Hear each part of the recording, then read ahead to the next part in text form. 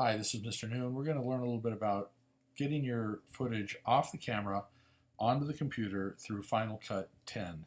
First thing you want to do is make sure that you plug the USB cable into the back of the computer. You'll then go ahead and connect the USB cable to the camera. Make sure that the camera power is turned on.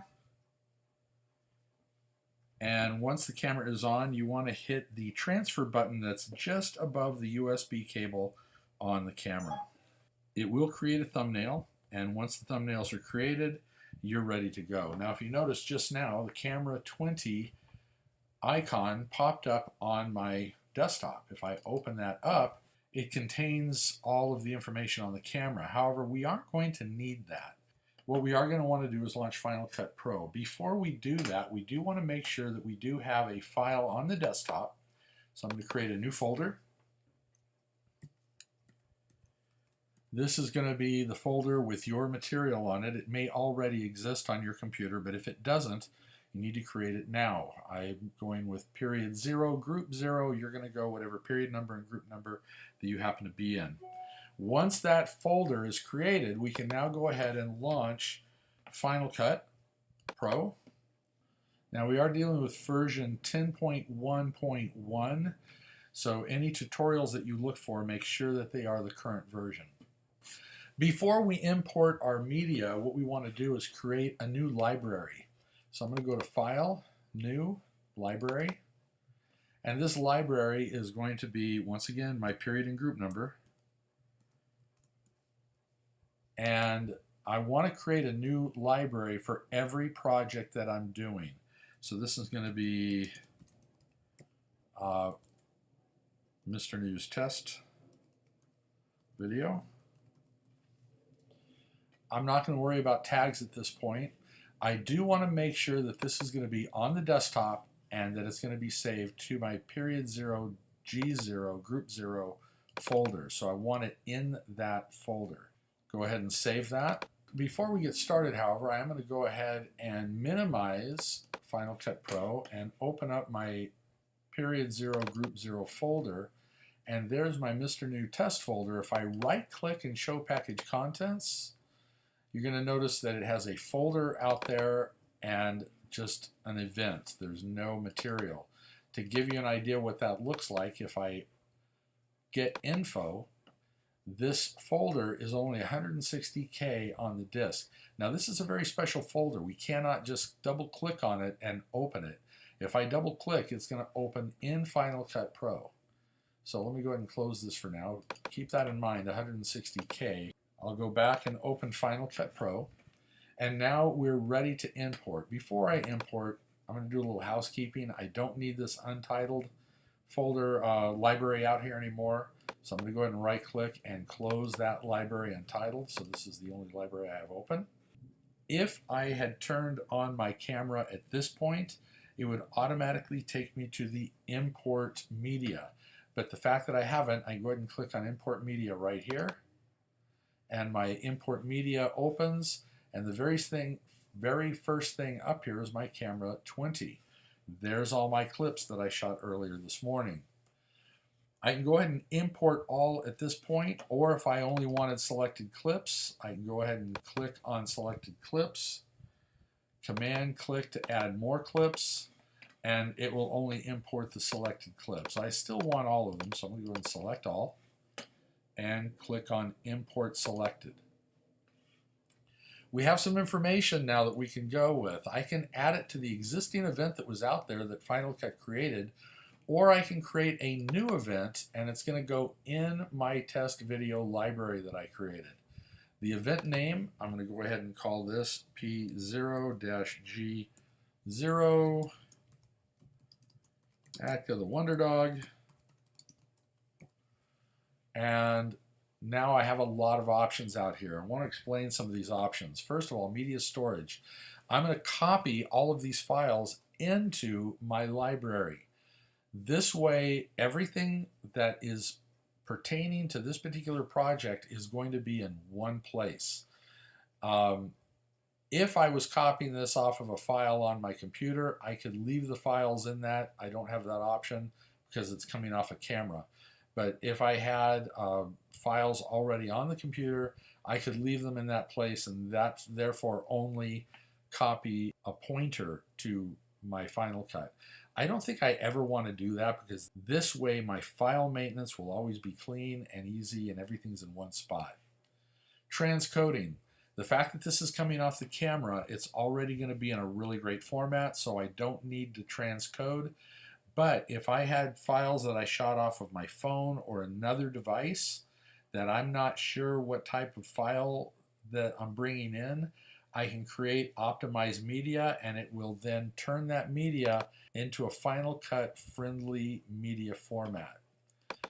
Proxy media, we'll talk about that later. If you can get a chance to watch the Linda video, it'll explain what proxy media is. Because it's coming off a school camera, I don't need to click these.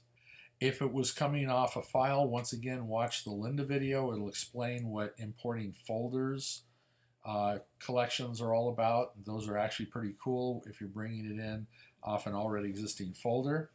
I, however, do want to analyze and balance for color, so if I have any color problems, it will go ahead and check that out in advance, and then it will let me know what corrections I might need to do. Even though there are no people in the video I'm bringing in, this is kind of a cool selection, because then it will actually find the people that I have in my picture by facial recognition, and it will group them into a single shot or a two shot or a group shot. So it will actually consolidate and group my collections from the people it finds. It'll also recognize if it's a medium shot, close up, or long shot. It's not perfect, but it's actually pretty close.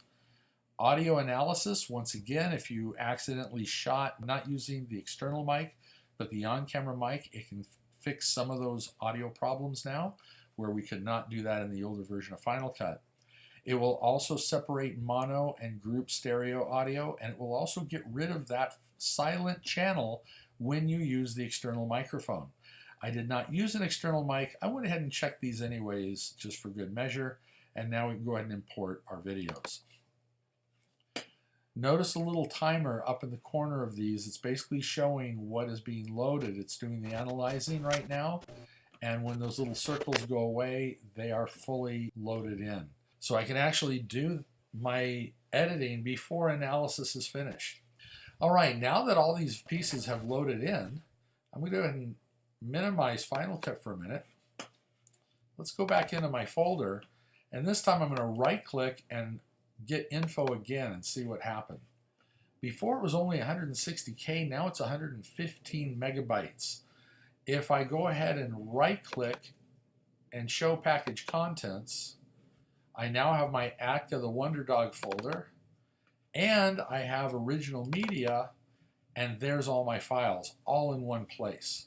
If I ever needed to back up this project to the Mac Mini server, all I would need to do is grab this folder, the Mr. New Test Video folder, and drag that over. Everything is now saved. Or if I wanted to bring it to another computer, I could drag all this to a flash drive and open it up in Final Cut Pro on the other computer, and everything is in one place. Let's take it one step further. I'm going to drop a couple of edits in. I need to create a new project first. We have a library, we have an event, we do not have a project. I can click here to create a new project, or I can go up to File, New, and Project. I'm going to go ahead and just click right here. The project, let's go ahead and call this P0-G0 Test Edit. This could be my rough cut. And it's going to go in the event, Atka the Wonder Dog, click OK.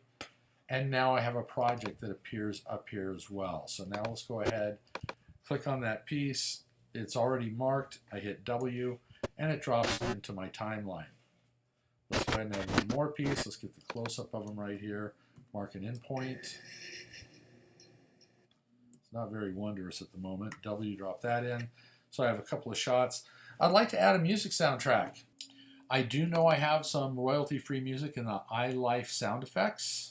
Let's go with Piano Ballad. And I can actually click, drag, and if I pull this down underneath my video, notice the little blue line. It's going to attach itself to that clip.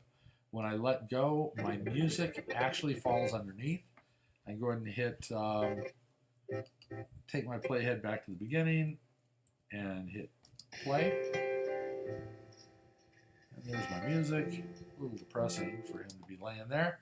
But now notice what happened up here in my events. The music track is now in the events. If I go ahead and minimize this one more time, open this up, right click, get information.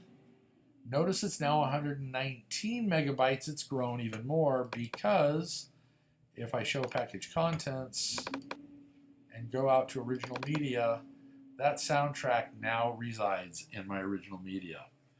That's it for importing video and also doing a little bit of maintenance there as well. Thank you for watching. We'll catch you on the next video.